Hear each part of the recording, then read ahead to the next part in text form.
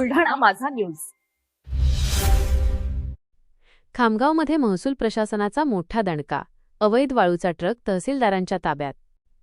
खामगाव तालुक्यातील पारखेड परिसरातून अवैध रेतीची वाहतूक होत असल्याची माहिती मिळताच तहसीलदार सुनील पाटील यांनी धडक कारवाई केली आहे.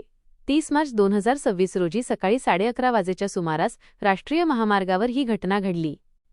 मिळालेल्या माहितीनुसार ट्रक क्रमांक MH28BB 7314 मधून विनापरवाना वाळू घेऊन जात असताना तहसीलदारांनी या ट्रकला थांबवण्याचा इशारा केला. मात्र चालकाने आदेशाला न जुमानता ट्रक भरधाव वेगाने पुढे नेला. यानंतर तहसीलदार पाटील यांनी स्वतः या ट्रकचा थरारक पाठलाग केला आणि अखेर चालकासह ट्रक पकडून तो खामगाव तहसील कार्यालयात जमा केला. तहसीलदारांच्या या फिल्मी स्टाईल कारवाईमुळे संपूर्ण तालुक्यातील अवैध वाळू माफियांमध्ये प्रचंड खळबळ उडाली आहे. आता महसूल विभाग या प्रकरणावर नेमकी काय कठोर कारवाई करणार याकडे सर्वांचे लक्ष लागले आहे. आज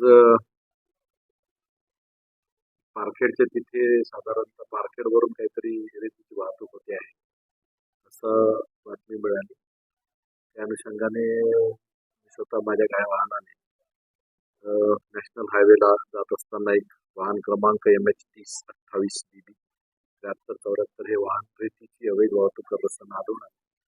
त्याला थांबवण्यासाठी मी बराच प्रयत्न केला, परंतु भरधाव वेगाने तो पुढे जातच होता. त्यामुळे त्याच्या वाहनाच्या समोर माझं वाहन केलं आणि त्याला थांबवण्याचा इशारा केला, परंतु त्यांनी पुन्हा त्या हायवेवरून U-टर्न मारून पुढे मला चकमा देऊन निघायचा प्रयत्न केला त्यांनी.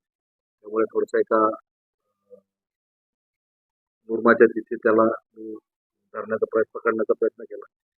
त्यामुळे त्याच्या विरुद्ध आम्ही महाराष्ट्र जमीन महसूल संहिता आणि नियमाच्या अनुषंगाने फौजदारी कारवाईचं प्रोत्साहित केलेली आहे.